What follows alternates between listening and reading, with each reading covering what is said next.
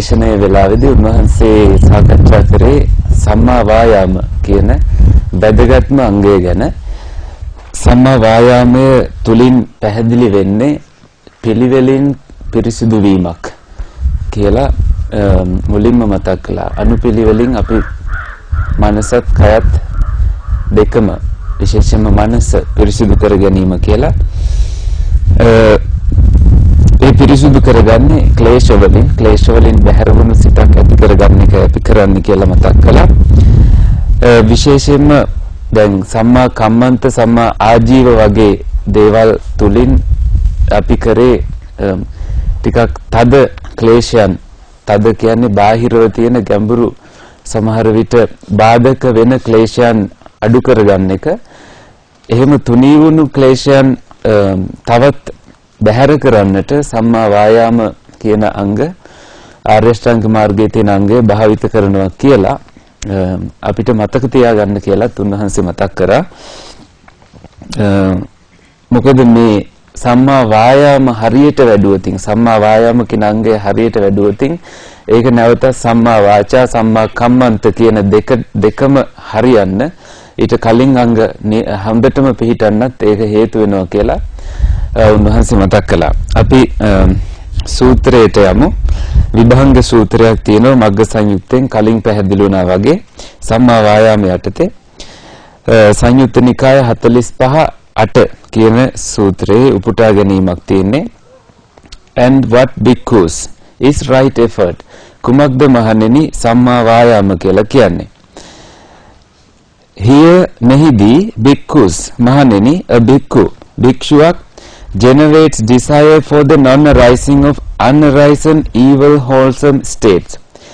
භික්ෂුවක් generates උත්පාදනය කරනවා desire කියලා කියන්නේ කැමැත්ත for the non-arising නූපදින්නට of unarisen නූපදුණු evil unwholesome states අකුසල ධර්මයන් නොයිපදුණු නූපන් අකුසල ධර්මයන් අකුසල ධර්මතා නවපදින්නට කිසියම් generate desire කියලා කියන්නේ කැමැත්තක් උපදවනවා විශේෂ ඡන්දයක් ඇති කරගෙන අපි මේක දන්නවා නූපන් අකුසල් නොයිපදවීම කියලා අපි නිතරම ධර්ම දේශනාවලදීත් සාකච්ඡාවලදීත් කතා වෙන දේ තමයි මේ තියෙන්නේ. නූපන් අකුසල් නොයිපදවන්නට ඡන්දයක් ඇති කරගන්නවා ඡන්දං ජනීති ඡන්දයක් ඇති කරගන්නවා කියලා මෙතනින් අදහස් වෙන්නේ. එතකොට මේ evil කියන වචනේ ටිකක් බෞද්ධ නෙමෙයි කියලා උන්වහන්සේ මතක් කළා. evil එනකොට bad නරක කියන එක භාවිත කරාට කමක් නැහැ කියලා උන්වහන්සේ මතක් කළා. මේ චන්දන් ජනීති වගේම කැමැත්ත ඇති කරගන්නවා වගේ he makes an effort උත්සාහයක් ගන්නවා. arouses energy වීරය ඇති කරගන්නවා. applies his mind මනස යොමු කරනවා මනස අලවනවා. and strives කියන්නේ පදහන කියන එකට කියන වචනය පදහන කියලා කියන්නේ මේ තව තවත් වීරිය වැඩිම භාවනා වීරිය වඩනවා strives දැඩිසේ වීරිය වඩනවා කියලා තියෙනවා. ඒ තමයි නූපන් අකුසල නොඋපදවන්නට අපි කරන වෑයම. ඒ වගේම he generates desire for the abandoning of arisen evil and wholesome states. he generates desire ඒ භික්ෂුව කැමැත්ත ඡන්දය ඇති කරනවා තවත් දෙයක් කරන්න. මොකක් කරන්නද? for the abandoning බැහැර කරන්න of arisen bad unwholesome qualities නැත්නම් states දැනට හටගෙන තියෙන නරක අකුසල ධර්මයන් බැහැර කරන්නට. he generates desire ඔහු තවත් දෙයක් කරනවා. මොකද්ද කරන්නේ?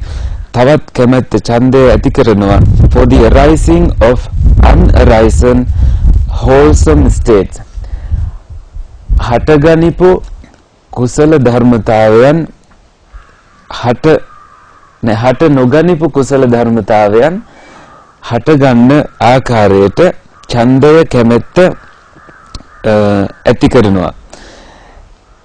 එතකොට he generates desire for the maintenance හතරවෙනියට කරන්නේ maintenance පවත්වා ගන්නට of arisen wholesome states උපන් කුසල ධර්මතාවයන් පවත්වා ගන්නට අර විදියටම කැමැත්ත ඇති කරනවා. එතකොට මෙන්න මේතන පොඩ්ඩක් නතර වෙලා බ්‍රහ්මාලි ස්වාමීන් වහන්සේ මතක් කළා මේ නූපන් කුසල ධර්මයන් කියලා තැන්තැන්වල සූත්‍රවල සඳහන් වෙනවලු බොජ්ජංග වගේ ධර්මතාවයන්. සත්බොජ්ජංග කියලා කියන්නේ 7 awakening factors කියලා අපි සාකච්ඡා කරන අපේ අවබෝධයේ දියුණු වීම පිණිස හේතු වෙන සති ධම්ම විචය වෙරිය පීති පස්සද්ධි සමාධි උපේක්ඛා කියන බොජ්ජංග ධර්ම 7. ඒව මතු කරන්නට උත්සාහ කරන එක අපි භාවනාවේදී වීරිය වැඩන එක මේ තමයි මෙතනින් අදහස් වෙන්නේ කියලා බ්‍රහ්මාලි සායනහස මතක් කළා. ඊට අමතරව ප්‍රීතිය ප්‍රමුද්‍යාව වගේ අර චේතනා සූත්‍රය කියලා එක සූත්‍රයක අපි මුලින්ම සාකච්ඡා කරපු සූත්‍රයේ ඒ ප්‍රීතිය ප්‍රමුද්‍යාව ඇති කරවන්නටත් අපි වීරිය වඩනවා කියලා සඳහන් කළා. අර ප්‍රශ්නයක අහලා තිබ්බා මේ චේතනා සූත්‍රය නැවත පැහැදිලි කරන්න කියලා. ඒ ප්‍රශ්න ඒක පැහැදිලි කරන්නට ඒකට පිළිතුර තමයි ඒ රෙකෝඩින් එක අහලා නැවත ඒක තේරුම් ගන්න කියලා. මොකද නැවත සූත්‍රයක් පැහැදිලි කරන්න සෑහෙන කාලයක් යන නිසා. ඒකයි මේ චේතනා සූත්‍රය පැහැදිලි කරේ නැත්තේ. අර ප්‍රශ්නවල තිබුණ එහෙම ප්‍රශ්නයක් අහලා රෙකෝඩින් හොඳට කෙරෙන නිසා ඒ අරණ විහාරි ස්වාමීන් වහන්සේ මුණ ගැහුණාම ඒ රෙකෝඩින්ග්ස් හොඳ දැන් උනත් අහන්න පුළුවන්. හොඳයි. For the non-decay දැන් අපි හතරවෙනිට කතා කරපු එක තවත් විස්තර වෙනවා. He generates desire for the maintenance of arise and wholesome states කියන එකට තමන් ඇති කරගත්තු දියුණු කරගත්තු කුසල ධර්මතාවයන් පවත්වා ගන්නට කැමැත්ත ඇති කරනවා. ඒ කැමැත්ත ඇති කිරීම වගේම for the non-decay ඒව නොපිරිහි පවතින්නට increase වැඩි දියුණු කරගන්නට expansion ව්‍යාප්ත වෙන්නට and fulfillment by development භාවනාවෙන් ඒව තව තවත් සම්පූර්ණ කරගන්නට fulfillment by development කියලා කියන්නේ භාවනාය පරිපූර්ණය භාවනාවෙන් ඒව පරිපූර්ණය කරගන්නට he makes an effort තවත් උත්සාහ කරනවා arouses energy තවත් වීරිය ඇති කරගන්නවා වැඩි අවධානයක් දෙනවා applies his mind මනස තවත් ඒ පැත්තටම යොමු කරනවා and strives ප්‍රධාන වීරිය වඩනවා තව දුරටත් වීරියවන්ත වෙනවා. This is called right effort. මෙන්න මෙහෙම භාවනා කරන එකට තමයි සම්මා වායාම කියලා කියන්නේ. ආර්ය අෂ්ටාංගික මාර්ගයේ මේ සම්මා වායාම කියලා කියන්නේ ওই විදියට වීරිය වැඩිම. මේ විදියට වීරිය වඩන්න අපිට පුළුවන් නොයෙකුත් භාවනා ක්‍රම භාවිත කරලා විශේෂයෙන්ම අපි භාවනා කරන නවසීවතික භාවනාව ඔය නවසීවතික භාවනාවේදී තියෙන්නේ මරණයටපත් වූ කෙනෙක්ගේ ශරීරයක් සිහිපත් කරගෙන තමන්ගේ ශරීරයටත් ඒකමයි වෙන්නේ කියලා ඒ පිළිබඳව සිත යොමු කරගන්න එක ඒකත් වීරිය වැඩිමක් කියලා බ්‍රහ්මාලි ස්වාමීන් වහන්සේ මතක් කළා. ඒ වගේම මේ නවසීවතික වගේ භාවනාවන් ප්‍රධානම භාවනා උපදේශ විදියට බුදුහාමුදුරු දීලා නැති වුණාට බොජ්ජංග වගේ ඒවා මුල් තැනක සලකලා ප්‍රධානම ඒවා විදියට දීලා තියෙනවා කියලා උන්වහන්සේ මතක් කළා. එතනින් පස්සේ උන්වහන්සේ පැහැදිලි කළා මේ සම්මා වායාම යටතේ තියෙන හැම දෙයක්ම හැම ඉගැන්වීමක්ම ප්‍රධාන ඉගැන්වීම් විදියට සලකන්න කියලා ප්‍රධාන බුදුන් වහන්සේගේ දේශනා විදියට සලකලා පුහුණු වෙන්න කියලා ඒ වගේම බුදුහාමුදුරුවෝ තමන් වහන්සේ පුහුණු වෙච්ච විදියටම අත්දැකීමෙන්මයි මේව දේශනා කරලා තියෙන්නේ කියලා අපිට හඳුනා ගන්න කියලා උන්වහන්සේ මතක් කළා. ඒ වගේම මේ නූපද වීමට වීරිය වැඩිම කියලා කියන්නේ නූපන් අකුසල් නොයිපද වීමට වීරිය වඩනවා කියන එකෙන් අදහස් කරන්නේ ඉන්ද්‍රිය සංවර කර ගැනීමයි කියලා උන්වහන්සේ මතක් කළා. මේ මොකක්ද එතන තියෙන්නේ? He generates desire for the he makes an effort, arouses energy කියලා එහෙම දෙලිත non arising of unarising evil unwholesome states නූපන් අකුසල් නොඉපද වීමට කියලා අපි කියන්නේ අකුසල ධර්මතා. එතන තියෙන්නේ ඉන්ද්‍රිය සංවර සීලය. අපි අපේ ඉන්ද්‍රිය සංවර කර ගැනීමයි කියලා මතක් කළා.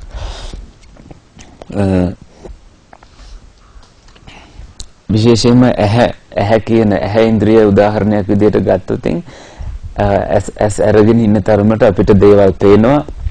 සමහර දේවල් පෙනිලා විතරක් නතර වෙන්නේ නැහැ කියලා මතක් කළා. ආපහු ඒවා අපේ ඇහි ඇලිලා වගේ තිබිලා ටික වෙලාවකින් මතක් වෙන්න ගන්නවා. එහෙම මතක් වෙන්න ගන්න නිසා අපි කරදරේ වැටෙනවා කියලා උන්වහන්සේ මතක් කළා. මොකද අපි නිමිත්ත වශයෙන් වගේම ව්‍යංජන වශයෙන් නිමිත්ත මාක් එකක් විදියට නිමිත්තක් විදියට අරගෙන ඒ ව්‍යංජන වශයෙන් ගන්නවා කියලා කියන්නේ කුඩා කුඩා දේවල් ඒ දැකපු දේ තුල කුඩා කුඩා වශයෙන් දකින්න තිබිච්ච විශේෂ දේවල් එක්ක මතක තියා ගන්නවා. ඒ නිසා අපි තවත් දුකට වැටෙනවා කියලා මතක් වුණා. අපි මතක තියාගන්නවා ඒ දැකපු පුද්ගලයෙක් නම් දැක්කේ උදාහරණයක් විදිහට ඇස ඒ කෙනාගේ ඇස් කොයි වගේද කොණ්ඩේ කොයි වගේද නහය කොයි වගේද ඔය විදිහට නොඑක් ඒවා මතක තියාගන්නවා කියලා. ඉතින් මේ කොයි දේ දැක්කත් අපි ඒ පිනවන්නට ඕනකම නිසානේ කැමැත්ත නිසානේ එහෙම මතක තියාගන්නේ. ඒ නිසා අපි එතනදීම වීරිය උපදවාගෙන ප්‍රඥා ඇසින් බලලා අපි හිත වෙනත් පැත්තකට යොමු කරගත යුතුයි කියලාම උන්වහන්සේ මතක් කළා. අල්ලගන්න නැතිව ගොඩක් වෙලාවට වෙන්නේ අපි අල්ල ගන්නවා අපිට අල්ලගත්ත ගමන් අතහරින්න අමතක වෙනවා. එහෙමයි උන්වහන්සේ මතක් කරේ. ඒ වගේම ආයෙ මතක් කළා මේ අපිට පුළුවන් වෙන්න ඕනේ නැවත නැවත මේ චේතනා බලයට වඩා ප්‍රඥා ඇස භාවිත කරලා ආපහු හැරිලා එන්න. අපි හිතපු පිරිසිදු සිතට නැවත හැරිලා එන්න අපිට පුළුවන් වෙන්න ඕනේ කියලා. එතනින් පස්සේ තවත් සූත්‍රයක් සාකච්ඡා වුණා. ඒ සූත්‍රය තමයි මේ සංවර සූත්‍රය කියලා අංගුත්තර නිකායේ 4 වෙනි නිපාතේ චතුක්ක නිපාතේ 14 වෙනි සූත්‍රයේ උපුටා ගැනීමක් තමයි දීලා තියෙන්නේ. මේකත් බොහෝ දුරට අපි දන්න සූත්‍රයක්. Bhikkhus මහණෙනි, there are these 4 strivings. පදන් වීරයේ වඩන ක්‍රම 4ක් තියෙනවා මහණෙනි. What for? මොනවද? Striving by restraint, සංවරයෙන් ප්‍රධාන වීරයේ වැඩිම. Striving by abandonment, පරිවර්ජණයෙන් බැහැර කිරීමෙන් ප්‍රධාන වීරයේ වැඩිම. Striving by development, භාවනාවෙන් ප්‍රධාන වීරයේ වැඩිම. And striving by protection, striving by protection කියලා කියන්නේ රැකීමෙන් ප්‍රධාන වීරයේ වැඩිම. ඊළඟට සූත්‍රයේ දිගටම පැහැදිලි වෙනවා. And what bhikkhus is striving by restraint, සංවරයෙන් ප්‍රධාන වීරයේ වඩනවා කියන්නේ මොකද්ද මහණෙනි? Here මෙහිදී having seen a form with the eye, ඇසෙන් රූපයක් දැක්කහම a bhikkhu භික්ෂුවක් does not grasp its marks and features. අර මොනවද මේ නිමිති ව්‍යංජන විදියට ගන්නෙ නැහැ. ඒ දැකපු රූපයේහි ලක්ෂණ විදියට මතක තියාගන්නේ නැහැ, අල්ලගන්නේ නැහැ, ඇලෙන්නේ නැහැ. Since if he left the eye faculty unrestrained, as සංවර කරගන්නේ නැතිව හිටිය හින්දා bad unwholesome states of longing and dejection might invade him. නරක අකුසල තත්වයන් ඒ කෙනා තුළ අවිජ්ජා දෝමනස්ස වශයෙන් හට ගන්න පුළුවන්. longing and dejection කියන එකට උන්වහන්සේ පැහැදිලි කළා මේ අවිජ්ජා දෝමනස්ස කියන ඒවායි එතනේ සඳහන් වෙන්නේ කියලා. ඊට වඩා හොඳයිලු desire and displeasure කියලා භාවිත කරෝතින් desire එක දැඩි ආශාවත්, ඔකට තවත් වචනක් තියෙනවා covetousness කියලා, දැඩි ලෝභයට කියන වචනය. ඒ දැඩි ආශාවත් ඒ වගේම displeasure දෝමනස්ය අකමැත්තත් අපි තුල ඒත් එක්කම ඇති වෙන්න පුළුවන් නිසා ඇති වෙන්න පුළුවන් ඇස සංවර කරගත්තේ නැති වුණොත් කියලා සූත්‍රයේ තියෙනවා. ඒ තුලින් අපිව ඉන්වේඩ් වෙනවා. අපිව ආක්‍රමණය වෙනවා. He practices restraint over it. අපි පුහුණු වෙනවා. ඔහු පුහුණු වෙනවා එහි සංවරය. He guards the eye faculty. ඇස කියන ඉන්ද්‍රිය ආරක්ෂා කරනවා. He undertakes the restraint of the eye faculty. ඇස කියන ඉන්ද්‍රිය සංවර කරන්නට ක්‍රියාමාර්ග ගන්නවා. Having smelled an odor with the nose, නාසයෙන් ගන්ධයක් ආග්‍රහණය කරාම, ඒ වගේම having tasted a taste with the tongue, දිවෙන් රසයක් ස්පර්ශ කළාම, having felt a tactile object with the body, ශරීරයෙන් කිසියම් ස්පර්ශයක් ස්පර්ශ වුණාම, having cognized a mental phenomenon with the mind, මනසෙන් මනෝ සංසිද්ධියක් සංජානනය කරාම, a bhikkhu does not grasp its marks and features. භික්ෂුවක් එහි ලක්ෂණ සහ ව්‍යංජන, ලක්ෂණ සහ කුඩා කුඩා සංඥාවල් අල්ලගන්නේ නැහැ. Since if he left the mind faculty unrestrained, මනස කියන ඉන්ද්‍රිය සංවර කරගන්න නැතුව හිටියොතින් bad unwholesome states of longing and dejection might invade him. ඇස ආදී මේ ඉන්ද්‍රිය සංවර කරගන්න නැතුව හිටියොතින් අවිජ්ජා දෝමනස, දැඩි ලෝභයත් ගැටීමත් කියන දොම්නසත් කියන තත්වයන්, අකුසල තත්වයන්, බලන්න අකුසල තත්වයන් කියන්නේ ඒවට අපිව ආක්‍රමණය කරනවා. He practices restraint over it. ඔහු සංවරය ඇති කරගන්නවා ඒවා තුල. He guards the mind faculty. ඔහු මනෝ ඉන්ද්‍රිය සංවර කරගන්නවා. He undertakes the restraint of the mind faculty. මනෝ ඉන්ද්‍රිය සංවර කරගන්නට පියවර ගන්නවා. This is called striving by restraint. මෙයට කියන්නේ සංවර වෙමින් පදන් වීරය වැඩි වීම කියලායි. අන්න ඒ සූත්‍රයේ එහෙමයි විස්තර වෙන්නේ. මෙතෙන්ට අපි කල යුතු දේ තමයි enough mindfulness, ප්‍රමාණවත් සිහියක් නිතරම උපදවා ගන්න එක. ගොඩක් වෙලාවට සිහිය උපදින්නේ වැරද්ද වුණාට පස්සේ. ඒ නිසා ප්‍රමාණවත් සිහියක් මුලින්ම උපදවා ගත්තට පස්සේ අපි අතින් ඒ අපේ ඉන්ද්‍රිය නිතරම ආරක්ෂාවට පත් වෙනවා කියලා උන්වහන්සේ මතක් කළා. අපිට ඒ වගේම අවදිමත් භාවය, අවයානස් කියන එක නිතරම තියෙන්න ඕනේ. අවදියෙන් ඉන්න ඕනේ. කෙලෙස් නින්දට අහු වෙන්නේ නැතිව. යන්නේ එහෙමයි උන්වහන්සේ මතක් කළේ. එතනින් පස්සේ and what is striving by abandonment? මේ බහැර කිරීමෙන් පදන් වීරය වඩනවා කියන්නේ මොකද්ද? Here මෙහිදී a bhikkhu, භික්ෂුවක් does not tolerate an unarisen sensual thought. හටගනිපු කාම සිතුවිල්ලක් භික්ෂුවක් විසින් දරාගෙන සිටින්නේ නැහැ. He abandons it. ඒ බහැර කරනවා. Dispels it. දුරින් දුරු කරනවා. Terminates it. අන්තයකට කෙලවරකට පත් කරනවා. And obliterates it.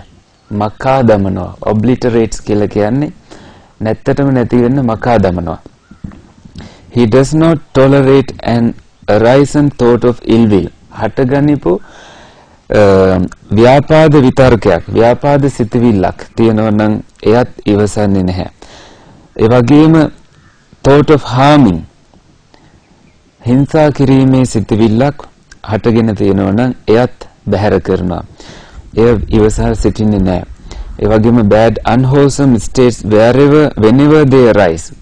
කොතනදීද නරක අකුසල තත්වයක් හටගන්නේ? He abandons them. ඒවා උන්වහන්සේ විසින් බැහැර කරනවා. Dispels them. ඒවා දුරින් දුරු කරනවා. Terminates them. කෙලවරකට පත් කරනවා. And obliterates them. මකා දමනවා. This is called striving by abandonment. මේකට කියන්නේ බැහැර කිරීමෙන්, පරිවර්ජණයෙන්, දුරු කිරීමෙන් පදන් වීරය වැඩිම කියලා. ඔන්න ඕකටයි මේක නිකන් යුද්ධයක් වගේ කියලා බ්‍රහ්මාලි සාවිනාස මතක් කළා මේක ලේසි දෙයක් නෙමෙයි යුද්ධයක් වගේ දෙයක්. ඒ නිසා අපි හැබැයි හිතා ගන්න ඕනේ ප්‍රඥා බලයෙන්ම මේ පුහුණුව පවත්වාගෙන යන්න. අපි උත්සාහ කළොත් අපි හිතලා මේවා කරනවා කියලා සිතිවිලි බලයෙන් යටපත් කරනවා මේ හටගත්තු අකුසල ධර්මයන් කියලා අපි සිතිවිලි වලට අහු වෙලා අපේ පුහුණුවෙන් පිරෙහෙන්න පුළුවන්. ඒ නිසා කළ යුතු දේ තමයි ප්‍රඥාවෙන්ම ඇත්ත ඇති සැටියෙන් දකිමින් ඒ දේවල් දිහා ප්‍රඥා ඇසින් බලන එක. රූපයක් දැක්කනම් උදාහරණයක් උන්වහන්සේ මතක් කළේ ඒ රූපය දකින්නේ කොයි ආකාරයටද? අපි රූපය අපේ සංඥාවල් විදියට ගන්නෙ කොහොමද? ඒ දැක්ම ඇති කරගත්තාම අපි වහාම ඒ සිතිවිලි අපෙන් මිදිලා යනවා කියලා උන්වහන්සේ මතක් කළා. ඉතින් අපි වඩා වැදගත් අවධානයක් යොමු කරන්න ඕනේ සංඥාවල් කොයි විදියටද perception එක. සංඥා අපි කොයි විදිහේ සංඥාවක්ද ඇති කරන්න ඕනේ? බහැර කිරීමේ සංඥාවක්ද අල්ලා ගැනීමේ සංඥාවක්ද අපි තුල තියෙන්න ඕනේ. අන්න එහෙමයි අපි දකින්න ඕනේ කියලා බ්‍රහ්මාලි සාවිනාංශ මතක් කළා.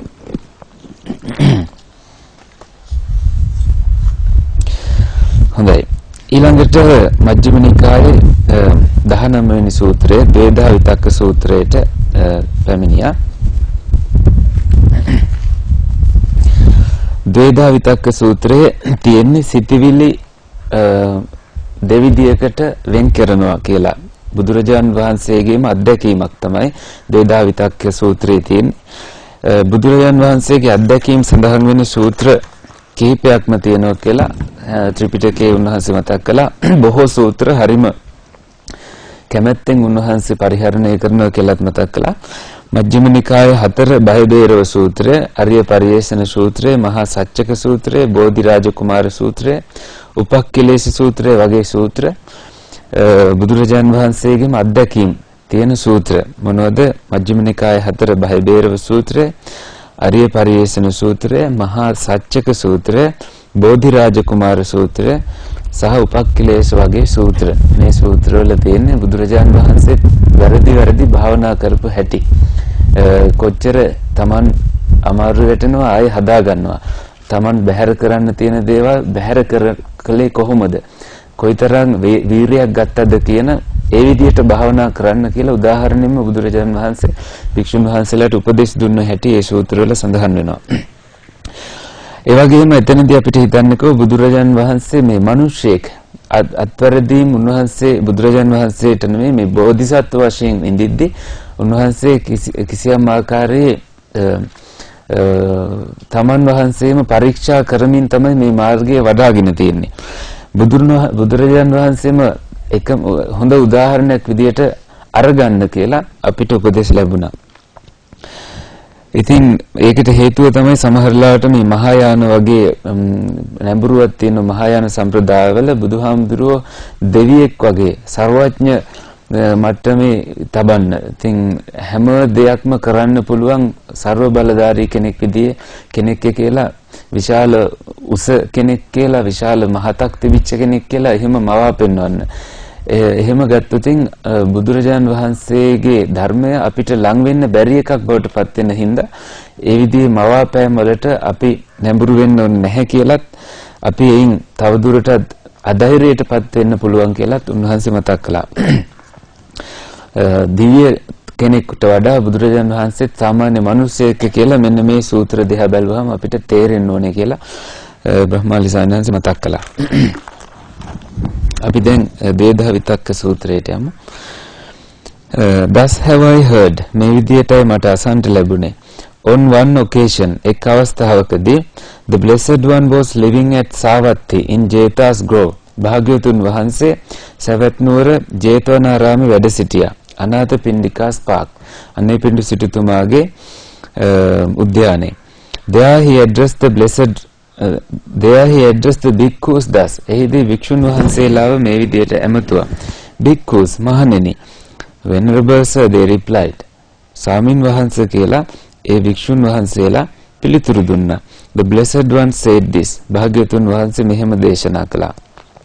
Bhikkhus, මහණෙනි, before my enlightenment, මගේ සම්බුද්ධත්වයට පෙර, මා බුද්ධ තත්වයට පත් වෙන්න පෙර, while I was still only an unenlightened bodhisatta.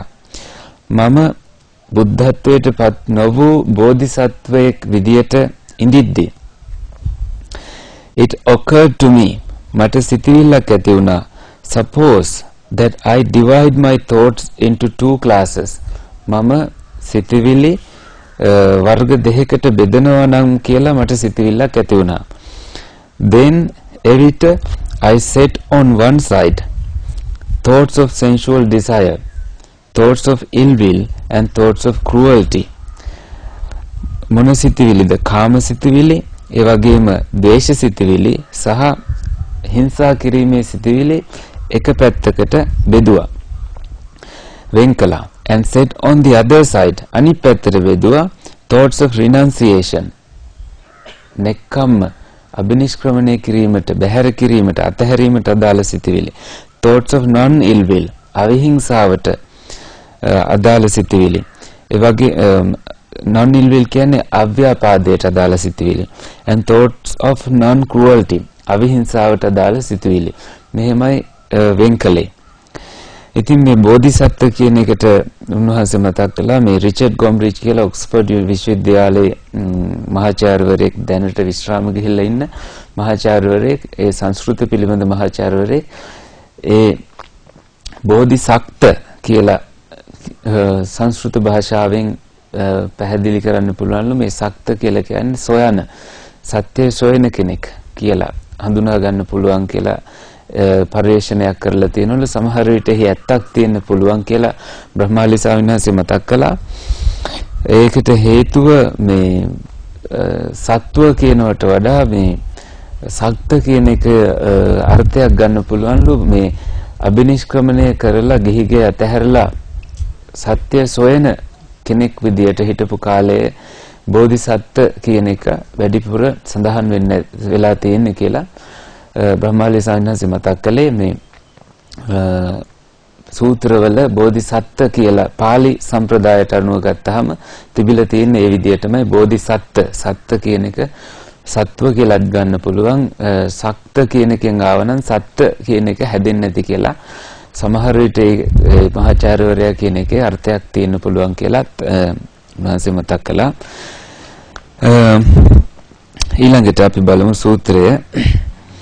As I abided thus, මම ඒ විදියට වාසය කරද්දී, diligent කියන්නේ අප්‍රමාදීව, ardent ආතාපීව, ඒ කියන්නේ කෙලෙස් තවන වීරියෙන් යුක්තව, and resolute පහිතත්ත, ඒ කියන්නේ බොහොම ප්‍රධාන වීරයක් ඇති කරගෙන සිහියෙන් හිටියා කියන එක, ස්ථිරව හිටියා කියන එක. A thought of sensual desire arose in me, මා තුළ කාම විතර්ක, කාම සිතුවිලි ඇති වුණා.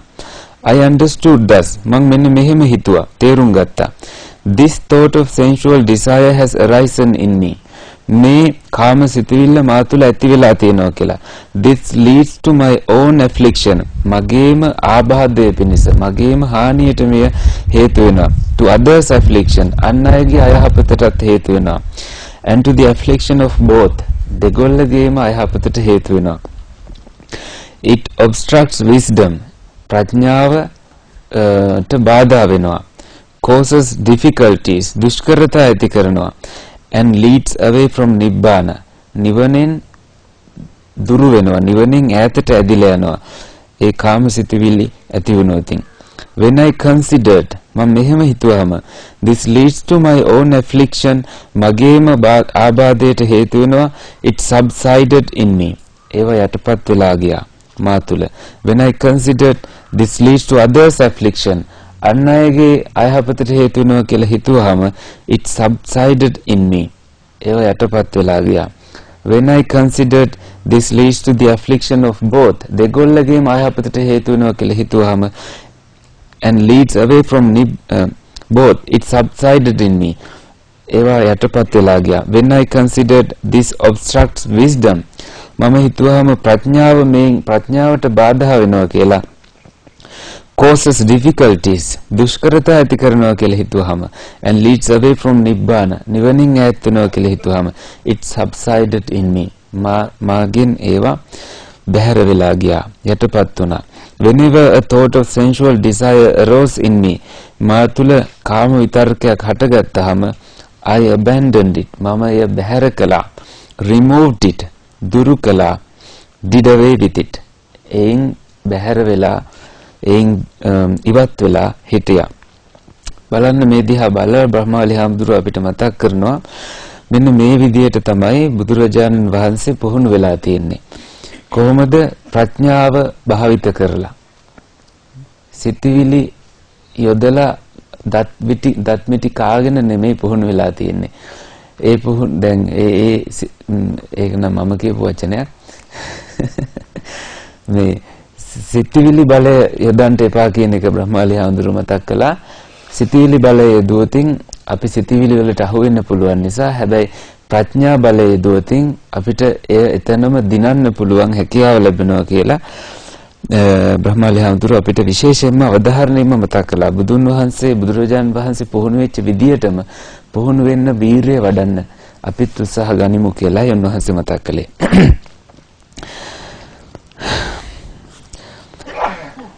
එතකොට අපිට කරුණු කිහිපයක් මෙතනදී තවත් සාකච්ඡා වුණා.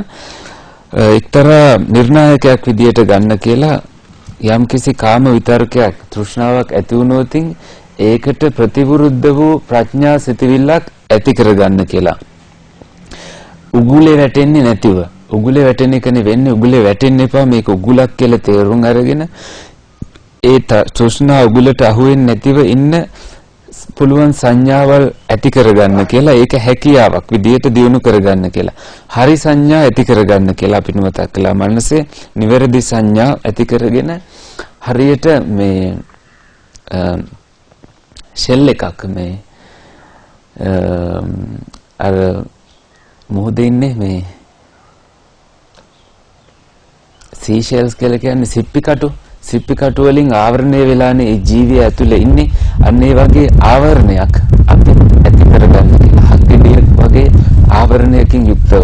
විශේෂයෙන්ම සිප්පි බෙල්ලෙක්ගේ සිප්පි කටුවෙක්ගේ තියෙන ඒ ආවරණයකින් වැහිලා ආවරණය වෙලා ප්‍රඥාවෙන් ආවරණය වෙලා ඉන්න කියලා. යම්කිසි තෘෂ්ණාවක් ඇති වුණොත් ඒ ඉවතට ඇදලා දාන්න ප්‍රඥාව ඇති කරගන්න කියලා. හේතුව මොකද? අපි අහුනොත් යම් හේකින් ඒකට අපි ඒකට ඇලුනොත් ගලව ගන්න හරිම අමාරු නිසා කියලා අන්නේ වචනේම උන්වහන්සේ මතක් කළා. ඊළඟට තමයි මේ බලයක් යොදන්න නැතුව සංවර වෙන්න කියලා. එතන අවශ්‍ය වෙන්නේ ටිකක් ප්‍රඥාව යෙදීමම තමයි. ප්‍රඥාව කියන එක බලවත් ආයුධයක් විදියට භාවිත කරන්න කිව්ව මනස මෙහෙවා ගන්න සහ මනස ආරක්ෂා කරගන්න.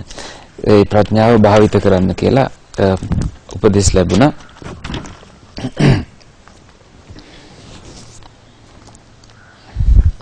ඒ වගේම මතක් වුණා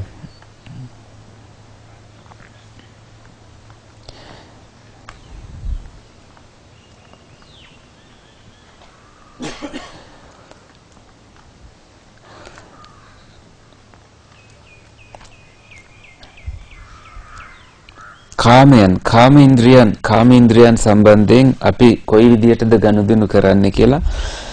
කෙනෙක්ට සැක සංකා ඇති වෙනවා නම් තමන් කොයි විදියටද මේ කාමේන්ද්‍රයන් සම්බන්ධයෙන් කාම සිතුවිලි සම්බන්ධයෙන් කටයුතු කරන්නේ.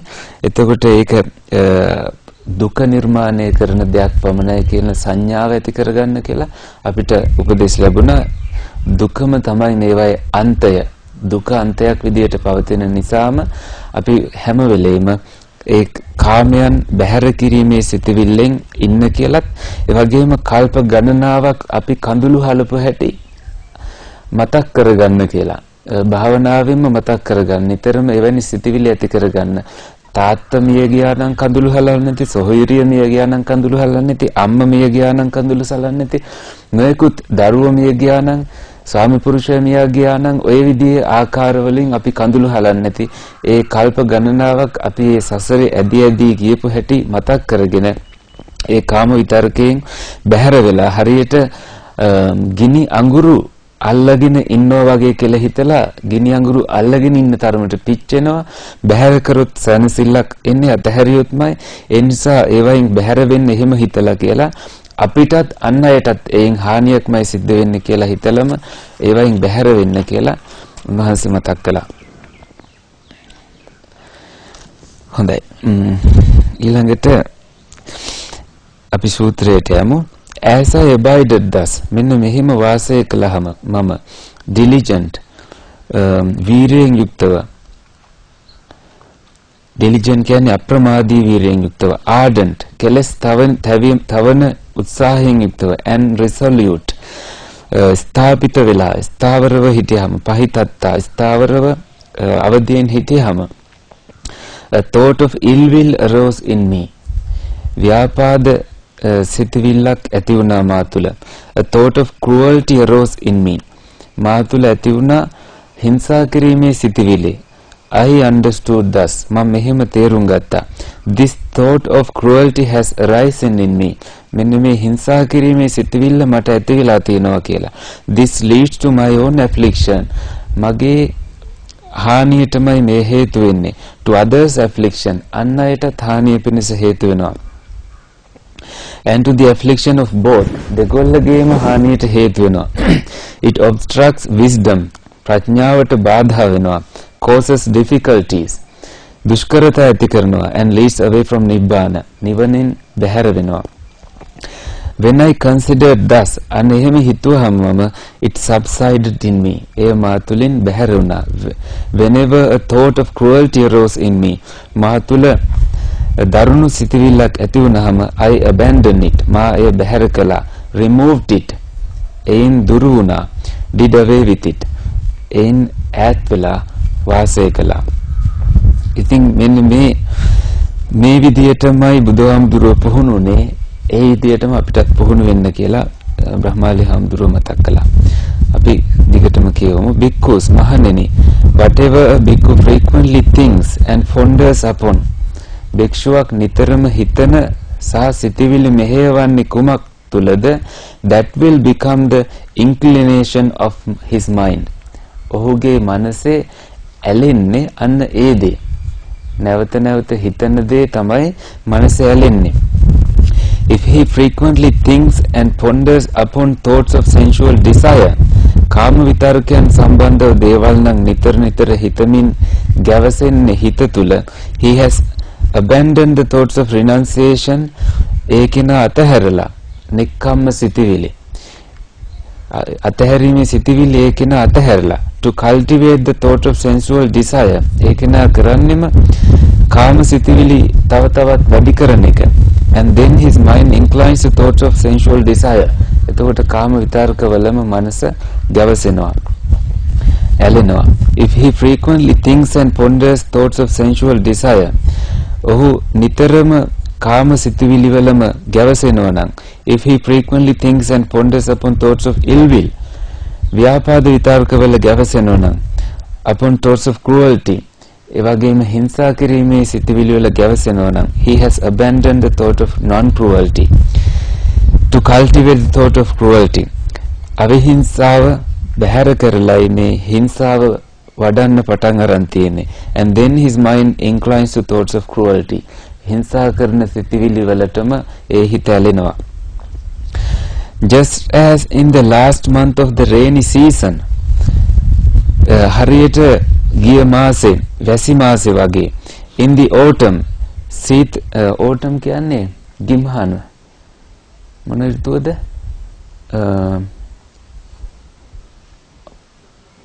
ඔය ඍතු හතරෙන් එකක්. සීත වසන්ත ඍතුව නේද? autumn එක කියන්නේ වසන්ත ඍතුව. ඔව්. ඔය කොළ එහෙම මතුවෙන්නේ, ගස් කොළන් වල මල් එහෙම හැදෙන්නේ, ගෙඩි හැදෙන්නේ ඒ කාලෙට. වසන්ත ඍතුව තුල ගිය මාසේ වැහැලා වසන්ත ඍතුව ආවට පස්සේ, when the crops thicken, අස්වනු දැඩි වෙද්දී, a cowherd, ගොපල්ලෙක්, would guard his cows, එයාගේ ගවයන් රකින්නවා, by constantly tapping and poking them, නිතරම ඒ තට්ටු කරමින් අනිමින්, on this side and that, with මේ පැත්තෙත් අර පැත්තෙත්, with a stick to check and curb them, නිතරම ඒගොල්ලන්ව පරීක්ෂා කරලා බලන්න. වගේම curb them කියන්නේ කටකලියාව දාලා ඒගොල්ලන්ව ආරක්ෂා කරනවා. Why is that? ඇයි? Because he sees that he could be flogged. ඔහුව කෝටුමස් වෙන්න පුළුවන්.